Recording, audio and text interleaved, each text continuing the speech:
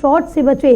कई खबरें ऐसी आई है जहां ठग पेटीएम, फोन पे, गूगल पे कस्टमर को फोन करते हैं और कहते हैं कि अगर आपने अपना पेटीएम वेरीफाई नहीं किया है तो वह बंद हो जाएगा। कुछ लोग इस बात से डर जाते हैं और ठगों द्वारा बताया गया प्रोसेस पूरा करने लगते हैं। वो ये नहीं समझ पाते हैं कि यह एक तरह का जाल है। अगर ग्राहक इसमें फंसते चले जा रहे हैं, इसके साथ ही कई राज्यों में भी प्री एक्टिवेटेड जो सिम कार्ड है वो खरीद लेते थे। इसके बाद उन नंबरों से पीड़ितों को मोबाइल नंबर पर नामी कंपनी के वॉलेट के नाम पर मैसेज कर केवाईसी कराने के लिए भी कहा जाता है। इनके लिंक पर जानकारी शेयर करते ही पीड़ित के पास एक ऐसा नंबर से कॉल आती थी जो ट्रू कॉलर पर भी वॉलेट का ही दिखाता था। आरोपियों के झांसे में आकर पीड़ित अपने मोबाइल की स्क्रीन इनके साथ शेयर कर लेते थे। इसके बाद आरोपी रकम पीड़ितों के खाते से अपने खाते में ट्रांसफर कर लेते थे। तो केवाईसी को लेकर अगर यदि आपके पास कोई कॉल आ रहा हो या फिर आपके अकाउंट की या फोन पे, गूगल पे किसी भी चीज की केवाईसी करने के लिए कहा जा रहा है तो आप इससे सतर्क रहे, खुद जाकर केवाईसी कराएं। तो पिछले दिनों जो मामले सामने आए, सबसे पहले उससे आपको रूबरू करा देते हैं कि नोएडा में साइबर क्राइम पुलिस को एक बड़ी कामयाबी मिली है। और आपको बताते चले कि साइबर क्राइम पुलिस ने नाइजीरियन गैंग को बैंक खाता उपलब्ध कराने वाले 60 ठगों को गिरफ्तार कर लिया। अभी तक इन अपराधियों ने 500 बैंक खातों से 100 करोड़ की ठगी को अंजाम दिया। जानकारी के अनुसार पूर्व डीआईजी के साथ धोखाधड़ी के मामले में हुई कार्रवाई में इन अपराधियों को गिरफ्तार कर लिया गया है। इसमें हमारे रिटायर्ड डीआईजी हैं आरपी सिंह जी, उनके साथ एक फेसबुक फ्रेंड की महिला, विदेशी महिला जो है उनसे फ्रेंडशिप की और फ्रेंडशिप करने के बाद वही उनका फ्रॉड हो गया। जैसे कि दोस्ती करने के बाद उनके साथ मतलब कस्टम के नाम पे भेजने के नाम पे उनसे जीएसटी के नाम पे, आरबीआई के नाम पे, मनी लॉन्ड्रिंग के नाम पे कम से कम ने उनसे जो है 8 लाख रुपए ले लिए थे, जिसके संबंध में ऑलरेडी हमने क्रिस्टिन चटमुन को जेल भेज दिया, नाइजीरियन है। भेजने के बाद क्या है, फिर हमने खाते का और अवलोकन किया, उसमें इन्वेस्टिगेशन में खाते का अवलोकन किया तो उसमें जो खाता धारक थे हमने उनको तस्दीक किया, जिसमें हम प्रशांत कुमार नाम के हैं जिनको हम कल बधाई गए हैं। और जब मैंने उनको अरेस्ट किया तो उनके अरेस्ट करने के बाद मुझे ये जानकारी हुई कि वो पूरा गाँव एक है, वहाँ पे छिजेरसुआ गाँव है और 12 पूरे गाँव हैं।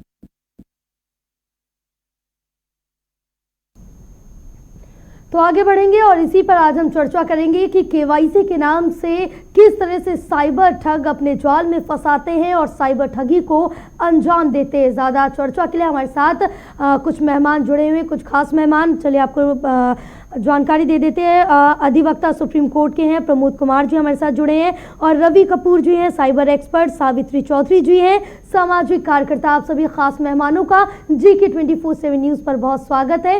क्योंकि जिस तरह से देखिए लगातार जो मामले हैं वो बढ़ रहे हैं रवि कपूर जी, क्योंकि जिस तरह से साइबर क्राइम के मामले दिन पर दिन सामने आ रहे हैं और अलग अलग तरह के जो तरीके हैं ये साइबर ठग अपना रहे हैं। क्योंकि अब केवाईसी के माध्यम से ये साइबर ठगी की जा रही है कि केवाईसी के नाम पर आपको कॉल कर रहे हैं कि आपके अकाउंट की केवाईसी नहीं है, या फिर आपके जो वॉलेट्स होते हैं गूगल पे, फोन पे, पेटीएम, इनकी केवाईसी नहीं हुई है, आप केवाईसी करा ले वरना आपका अकाउंट क्लोज हो जाएगा। तो ये किस तरह से इसमें ठगी को अंजाम देते हैं, क्या प्रोसेस फॉलो करते हैं?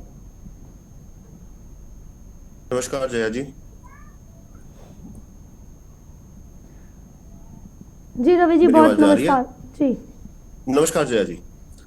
मैं सबसे पहले ये कहना चाहूंगा, ये जो साइबर ठगी होती है ये बेसिकली एक नॉर्मल पर्सन को डरा कर होती है, सिर्फ एक डराने का गेम है ये जी। कुछ बड़ी बात नहीं है। अगर हमें इस साइबर क्राइम से बचना है तो हमें सबसे पहले अपने डर को निकालना होगा। अभी आप कह रहे थे कि एक OTP के लिए कॉल आता है या फिर वो हमें बताते हैं कि आपका अकाउंट बंद हो जाएगा, चाहे पेटीएम का हो, चाहे बैंक का हो, चाहे डेबिट कार्ड हो, चाहे कुछ भी हो। तो ये सिर्फ एक डराने की गेम है। नॉर्मल आदमी हमेशा डर जाता है कि अब क्या होगा या झंझट कैसे पड़ेंगे, दोबारा से केवाईसी करानी पड़ेगी या कुछ कराना पड़ेगा। उसी वजह से ही ये सारा गेम होता है। तो आदमी को खुद को थोड़ा सा अपना मजबूत होना पड़ेगा कि हमने किसी से डरना नहीं है। अगर कोई हमें धमकी दे रहा है या फिर हमें कुछ इस तरह से कह रहा है कि आपका अकाउंट या कुछ भी अकाउंट, कोई भी डेबिट कार्ड है वो अगर बंद होता है तो उसको हमें कैसे करना है, हमको उसको फोन पर नहीं करना है। उसको अवेयर होना पड़ेगा कि हमको कुछ भी फोन पर नहीं कराना है। हमने जो भी कराना है, डेबिट कार्ड हो, पेटीएम हो या व्हाटएवर कुछ भी हो, सबकी हेल्पलाइन भी होती है और हमें वहीं पर ही जाकर कराना है। वहां पर जाकर कराना ही सबसे सेफ रहता है। जिस हिसाब से टेक्नोलॉजी आगे चल रही है, टेक्नोलॉजी डे बाय डे जो है वो इंक्रीज होती चली जा रही है, तो हमें खुद को भी अपने आप अपडेट करना पड़ेगा। और ये अपडेट हमें खुद को ही करना पड़ेगा, कोई हमें आकर नहीं कराएगा। इसलिए हमें सबसे पहले ये सोचना है और अपने माइंड को स्ट्रॉन्ग करना है कि हमने कौन सी चीज, कोई हमें जो भी कह रहा है वो हमें कैसे समझना है। और सबसे मेन जो और जरूरी बात वो यह है कि हमें किसी के साथ भी अपने एसएमएस पे आया हुआ ओटीपी शेयर नहीं करना है, क्योंकि एसएमएस का ओटीपी जो होता है वही हमारे बैंक से जुड़ा होता है, वही हमारे जो वॉलेट्स होते हैं, चाहे पेटीएम हो, चाहे कुछ भी वॉलेट हो, चाहे फोन पे हो, उन सब के साथ वही नंबर ही जुड़ा रहता है। हमें सबसे पहले खुद को स्ट्रॉन्ग करना होगा, हमें खुद को अपने आप को अवेयर करना होगा कि हमारे साथ ये भी हो सकता है और हमें इससे कैसे अवेयर होना है। बिल्कुल, अवेयर रहना बहुत ज़्यादा ज़रूरी हो जाता है, क्योंकि प्रमोद कुमार जी जिस तरह से मामले बढ़ रहे हैं तो कहीं ना कहीं अब इनमें कौन कौन से लॉ में भी इम्प्लीमेंटेशंस हुए, कौन कौन से और नए लॉज लाए जा रहे हैं जिससे साइबर क्राइम पर शिकंजा कसा जा सके। क्योंकि अगर हम 2020 के बाद से देखें तो साइबर क्राइम के मामलों में लगातार इजाफा देखने को मिला है।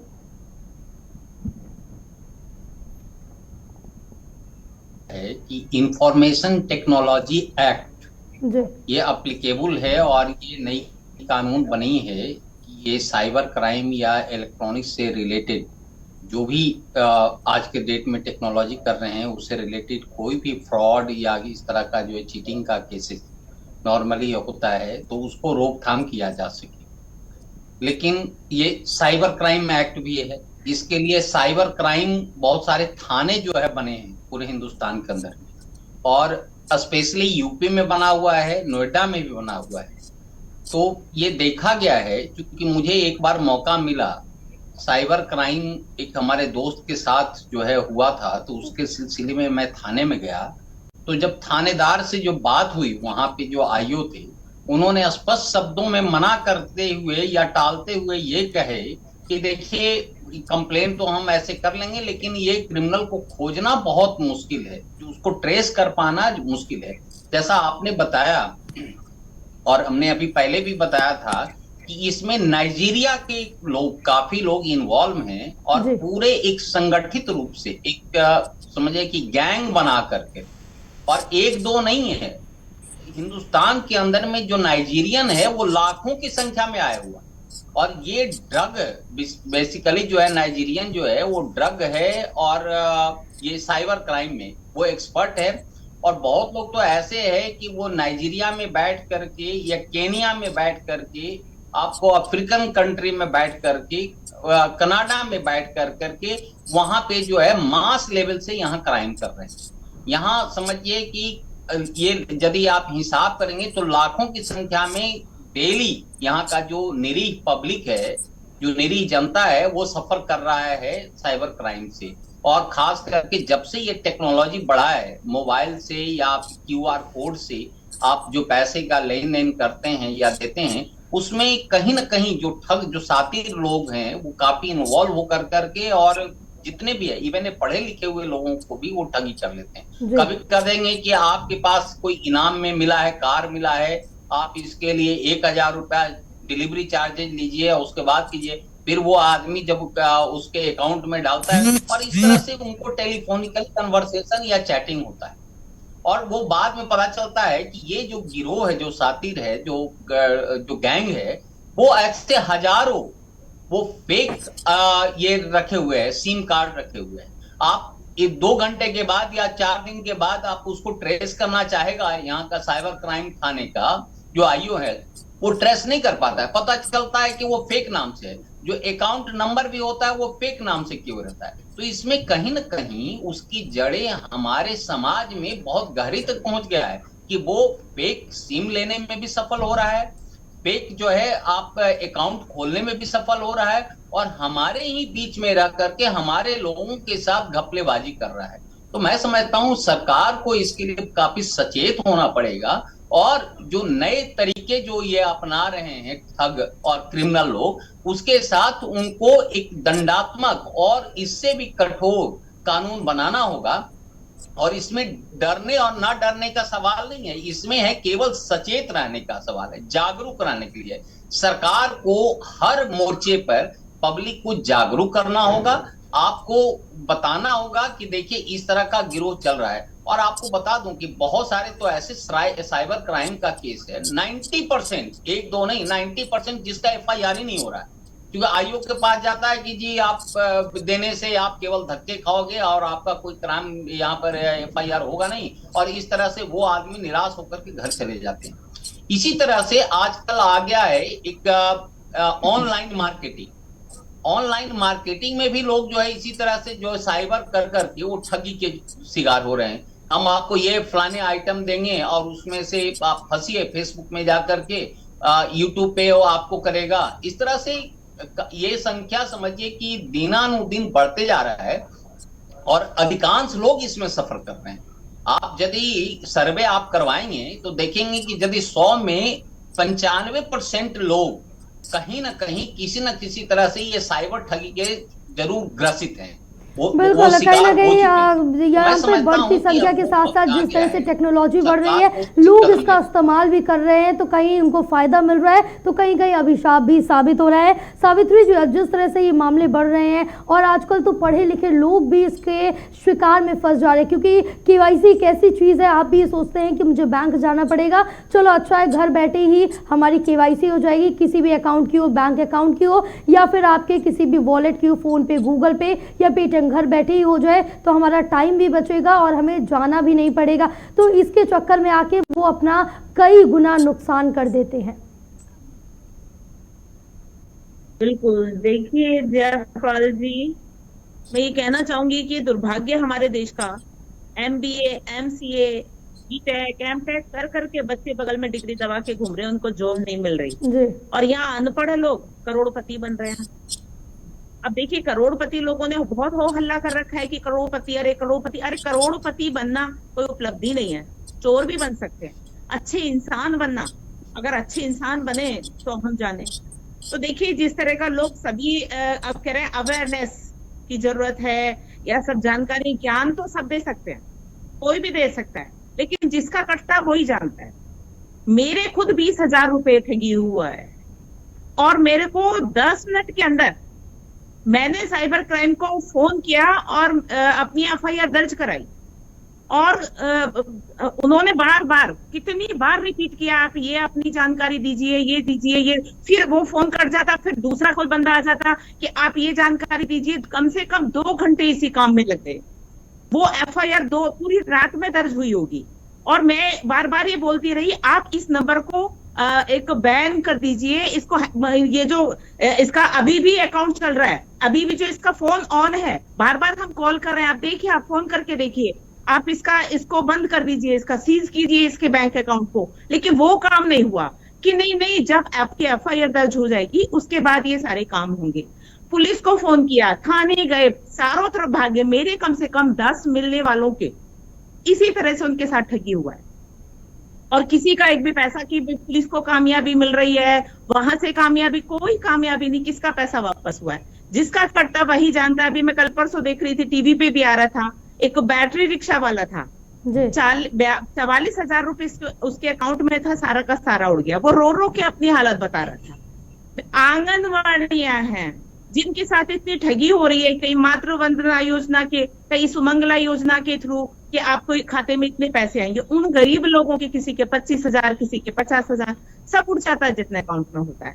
तो देखिए, इसके लिए सरकार को कहीं ना कहीं ठोस कदम उठाना पड़ेगा। एक तरफ तो हम बात करते हैं कैशलेस इंडिया की, कैसे हो पाएगा? सरकार को कहीं ना कहीं सख्त कानून बनाना होगा। आप देखिए, पुलिस उनको पकड़ लेती है, पकड़ के 2 महीने की सजा है, और सोचेगा 2 महीने क्या, दाल रोटी खा के आज, और फिर उसके बाद अपना मौज करेंगे, फिर करोड़ों कमाएंगे। इसके लिए कहीं ना कहीं सख्त कानून और सीधे सीधे फांसी की सजा का ऐलान कर देना चाहिए, और सीधे सीधे पुलिस को खुली छूट देनी चाहिए। तो देखिए, इसके लिए सरकार को ही एक कदम उठाना पड़ेगा खास। बिल्कुल, चलिए इसका जवाब हम रवि जी से ले लेते हैं। बिल्कुल सावित्री जी, इसका जवाब हम रवि जी से ले लेते हैं, क्योंकि रवि जी देखिए, साइबर क्राइम के मामले लगातार 2020 के बाद बढ़ते हैं। जैसे अभी सावित्री जी ने बताया कि उनका खुद 20,000 की वो साइबर ठगी का शिकार हुई है, और वो रात भर फोन करती रही, लेकिन यहाँ पर अलर्टनेस पुलिस की तरफ से नहीं दिखाई गई है, कहीं ना कहीं चूक हुई है, और साथ ही उनका पैसा अभी तक उनको नहीं मिल पाया। तो ऐसा क्यों हुआ जा रहा है, क्यों तुरंत एक्शन नहीं लिया जाता, क्यों तुरंत उन पर कार्रवाई की नहीं जाती है? क्योंकि कुछ मिनट ऐसा क्योंकि स्टडी में भी है कि 1 घंटे के भीतर भीतर अगर आप अपनी कंप्लेंट दर्ज करा देती हैं तो बैंक अकाउंट वो ब्लॉक कर दिया जाता है, आपका पैसा आपको मिल जाता है। पहले सावित्री जी के साथ हूँ। सावित्री जी ने बिल्कुल ठीक कहा जी। कि ऐसा नॉर्मल पब्लिक के साथ ही हो रहा है, लेकिन मैं एक बात और अवेयर करना चाहूंगा कि नॉर्मल पब्लिक के साथ तो हो ही रहा है, पर जो पढ़े लिखे हैं, जैसे आप कह रहे थे एमबीए भी किया जी। हुआ, एमए भी किया हुआ, खूब अच्छी नॉलेज ली हुई है, उनके साथ भी ऐसा हो रहा है। और ऐसा नहीं है कि ये वो अननोन है, उनको भी सब पता है, फिर भी हो रहा है। तो जैसा कि अभी प्रदीप जी कह रहे थे कि ये कोई 1-2 बंदे नहीं है, ये पूरा ग्रुप है, और एग्जैक्टली ये ग्रुप के हिसाब से ही काम करते हैं। इनके पास खूब सारे सिम्स होते हैं, खूब सारे फोन होते हैं, खूब नेटवर्क होता है, सब कुछ स्ट्रांग होता है, और उन्हीं स्ट्रांग के बल पर ही ऐसा ये काम करते हैं। और सबसे बड़ी बात ये है कि ये काम वो करते हैं जो किसी से डरते नहीं। उनको भी, जैसा सावित्री जी बता रहे थे कि 2 महीने हम जेल में बैठ जाएंगे और खाएंगे पिएंगे, फिर बाहर आएंगे, फिर करोड़ों रुपए कमाएंगे, तो बेसिकली उनके माइंड में यही चीज है कि हम ऐसा ही करेंगे और ऐसा ही हो जाएगा। लेकिन इसको रोकने के लिए सबसे पहले हमें खुद अवेयर होना पड़ेगा। सरकार जो भी उठा रही है कदम, और वैसे तो वो ठीक उठा रही है, और डे बाय डे वो इंक्रीज ही हो रहा है, वो अपना तरफ से जो कर रही हैं वो ठीक कर रही हैं, बट उससे पहले हमें खुद अवेयर होना पड़ेगा। अगर कोई हमें कॉल आती है या कुछ भी आता है, अगर हमें पता होगा कि हमने अगर ओटीपी नहीं देना है या हमने अपने फोन का एक्सेस नहीं देना है, देखिए अगर हम साइबर की बात कर रहे हैं तो साइबर का मतलब हो गया ऑनलाइन। अगर हम किसी भी अननोन साइट पर जाकर कोई चीज परचेस करते हैं, अननोन को हम कैसे पहचानेंगे? सबसे पहले अगर हम किसी वेबसाइट, यानी कि अगर हम किसी भी ऑनलाइन शॉपिंग वेबसाइट हो या पोर्टल हो, कुछ भी हो, तो वहां पर हमें सबसे पहले जहां पर हम यूआरएल पेस्ट करते हैं, यानी कि जहां यूआरएल हम google.com डालते हैं या फिर amazon.com डालते हैं, उससे पहले, जस्ट उससे पहले हमारे पास एक साइबर की तरफ से एक सर्टिफिकेट दिया जाता है कि ये वेबसाइट सेफ है या नहीं है, ऑनलाइन ट्रांजैक्शन करने योग्य है या नहीं है। उसके लिए हम SSL कहते हैं, सिक्योर सर्वर लिंक। वो क्या होता है कि हमारी वेबसाइट को सिक्योर करता है कि हम उस वेबसाइट से हम परचेजिंग कर सकते हैं, या अपने कार्ड की डिटेल शेयर कर सकते हैं, या हम वॉलेट शेयर कर सकते हैं। अदरवाइज दूसरा ऑप्शन फोन है, हमें फोन पे खुद ध्यान देना पड़ेगा। ये 2 चीजें हैं, एक तो ऑनलाइन हमें देखना पड़ेगा कि जिस हम वेबसाइट पर अपने कार्ड की डिटेल शेयर कर रहे हैं वो सिक्योर है कि नहीं है, और दूसरा हम फोन पे अगर हम जिस हिसाब से किसी को देते हैं, ओटीपी देते हैं, तो क्यों देते हैं? अभी जैसे कह रहे थे प्रदीप जी कि कुछ भी हो हमें अपना ओटीपी नहीं देना है, तो क्यों नहीं देना है हम? क्योंकि हमें ऑनलाइन कोई भी काम नहीं करना है। ऑनलाइन मतलब फोन पर कोई भी काम नहीं करना है। हम जाएं, बैंक जाएं, हमें थोड़ा सा कष्ट जरूर होता है, बट ये देखिए ना कि अगर हम 10-15 मिनट या 1 घंटा या 2 घंटे के कष्ट के लिए हम इतना महंगा नुकसान कर देते हैं, हमारा बैंक का बैंक खाली हो जाता है, तो वो जस्ट एक हमारी तरफ से एक ढील है। हम खुद ही अपने आप को लेजी बनाए हुए हैं कि हमने बिल्कुल। कहीं नहीं लेकिन जाना, रवि जी, और हम जिस खुद तरह को से बदल- अभी सावित्री जी ने बताया कि यहाँ पर कंप्लेन लिखने में इतनी देरी क्यों होती है, अगर फटाफट क्विक एक्शन लिया जाए तो कहीं ना कहीं इसको रोका जा सकता है। अगर हम गिरफ्तारी, उन पर कार्रवाई नहीं कर सकते हैं तो पीड़ित का कहीं ना कहीं पैसा हम रोक सकते हैं, उनको वो पैसा वापस कर सकते हैं। देखिए, मैं इस पर यह कहना चाहूंगा, जी। सरकार जो भी काम कर रही है वो एज पर अपने हिसाब से, अपने गाइडलाइन के हिसाब से काम कर रही है, उसको टाइम लगता है। लेकिन प्रदीप जी ने कहा जैसे कि वो ग्रुप होता है। देखिए, आपने ऑनलाइन एक वेब सीरीज चली थी होगी, आपने देखा होगा, जमतारा के नाम से। जी जी। उसमें 100% तो मैं नहीं कहूंगा, लेकिन ये है कि उसमें कम से कम 60-70% एग्जैक्ट दिखाया गया है कि साइबर क्राइम कैसे होता है, फोन पे ठगी कैसे करते हैं। सरकार इसके लिए मजबूत कदम उठा रही है, ऐसा नहीं है कि वो कुछ भी नहीं कर रही, कदम उठा रही है। हाँ, थोड़ा सा डिले हो सकता है, वो इसलिए डिले हो सकता है क्योंकि अभी सरकार के पास पूरा साथ सामान नहीं है, या फिर ये कहा जाए कि पूरे बंदे नहीं है, या फिर ये कहा जाए कि उनके पास ब्रांचेस लिमिटेड हैं अभी। लेकिन ऐसा भी नहीं है कि बैक नहीं आता। मेरे पास आज से 4 साल पहले अप्रोक्सीमेट 25,000 की एक फ्रॉड हुआ था, और मेरे से गलती से ही मेरे से ट्रांजेक्शन हुआ था। मैंने इंस्टेंट जो है, वो बैंक का था, HDFC बैंक की तरफ से था, मैंने इंस्टेंट वहां पर कंप्लेन की, और उन्होंने मुझे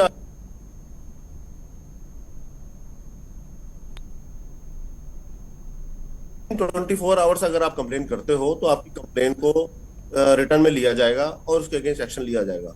इसमें थोड़ा सा टाइम जरूर लगा था, बट ये है कि 35 डेज में मेरा अमाउंट जितना भी है वो सारा बैक हुआ था।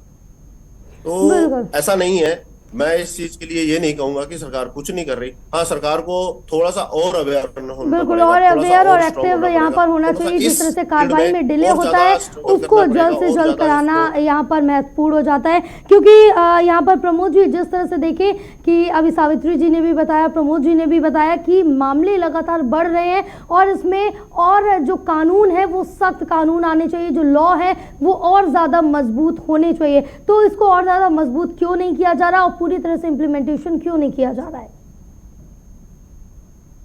एग्जैक्टली, देखिए आप ये देखिए कि जब साइबर जो थाना बना हुआ है, सरकार ने तो बना दिया, एक्ट भी बना दिया, कार्रवाई भी जो है उसमें की गई है, लेकिन चूंकि हमारा इन्वेस्टिगेशन एजेंसी और ये कुछ नहीं कर पा रहा है, उसका वजह ये भी है कि ये सारा का सारा जो है वो टेक्नोलॉजी बेस्ड है।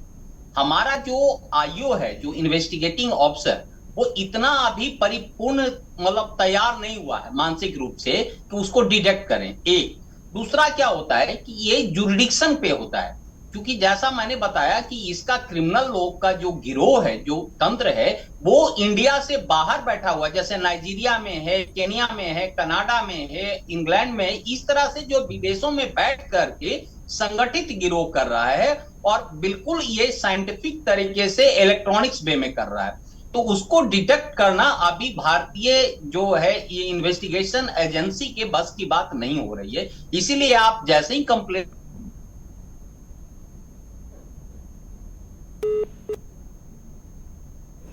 बिल्कुल, क्योंकि यहाँ पर जो मामले हैं वो लगातार बढ़ते जा रहे हैं। और सावित्री जी, क्योंकि जिस तरह से अब केवाईसी को लेकर भी लगातार लोगों में कहीं ना कहीं डर है, तो लोग अब चौकन्ना भी हो रहे हैं, लेकिन फिर भी वो अपने आराम को देखते हुए केवाईसी वगैरह या फिर जितना अपना बैंकिंग काम है आजकल अपने फ़ोन के ज़रिए ही कर ले रहे हैं और सबसे ज़्यादा फ्रॉड भी इन फ़ोन के ज़रिए ही हो रहा है। तो आखिर इनको जागरूक कैसे किया जाए, कैसे जागरूक हो सकती है आम जनता? देखो, अभी रवि कपूर जी बता रहे थे कि बैंक में जाके ही हमें सब कुछ कराना। एक तरफ तो सरकार भी कह रही है कि भाई कैशलेस पे आओ, है ना, और दूसरी तरफ आप कह रहे हैं सब बैंक में कराएं। बैंक में तो वैसे ही इतनी लंबी लंबी लाइनें होती हैं, आदमी इतना इंतजार नहीं कर सकता हम सुबह से शाम तक बैंक में जाके बैठे रहें, तो इसलिए सोचते हैं कि चलो ठीक है यहीं पे करा लिया जाए। तो इसके लिए देखिए कहीं ना कहीं पुलिस को अलर्ट होना पड़ेगा, खासतौर से सरकार को अलर्ट होना पड़ेगा। बाहर हमारे भाई प्रमोद जी बोल रहे थे कि इनके पास टेक्नोलॉजी बहुत हाई है, इनके पास नहीं है। नहीं, वो इंडिया में बैठ के कर रहे हैं ना, तो टेक्नोलॉजी हाई कैसे नहीं यार, वो अनपढ़ लोग कर रहे हैं। तो देखिए इन लोगों को पकड़ के कम से कम इनका दिमाग अच्छी जगह लगाया जाए, देखा जाए तो ये कितने माइंडेड लोग हैं अगर इस तरह से ये सब कर ले रहे हैं। तो और देखिए एक और कारण है इसमें, सबसे पीछे मैं यही कहूंगी, मैं जनसंख्या समाधान फाउंडेशन की संस्थापक और राष्ट्रीय अध्यक्ष भी हूँ, मैं यही कहूंगी कि हमारे देश में जो सारी समस्याएं हैं उनका जो कारण है बढ़ती आबादी है। आप गरीबी, बेरोजगारी, भुखमरी, बीमारी कुछ भी उठा लीजिए, सभी का कारण है बढ़ती आबादी। जब तक इस बढ़ती आबादी पर लगाम नहीं लगेगी, आज हमारा युवा जो शिक्षा प्राप्त करके दर दर नौकरियों को भटक रहा है, परिणाम क्या होता है? चोरी, डकैती, लूटपाट जैसी घटनाएं जन्म ले रही हैं। तो कहीं ना कहीं सरकार को इस पर कदम उठाना पड़ेगा। हम देखिए सरकार की सराहना करते हैं, जितने भी काम किए सरकार ने अच्छे किए हैं, मन की बात हो, चाहे कोई भी धारा 370 हो, ऐतिहासिक फैसले हों, लेकिन उन सबसे पहले हमें जनसंख्या नियंत्रण कानून बनाना चाहिए इस देश में। अब लोग बात करते हैं कि नहीं हम चीन से आगे निकल जाएंगे, निकल नहीं जाएंगे, हम चीन को पीछे छोड़ चुके हैं आबादी में।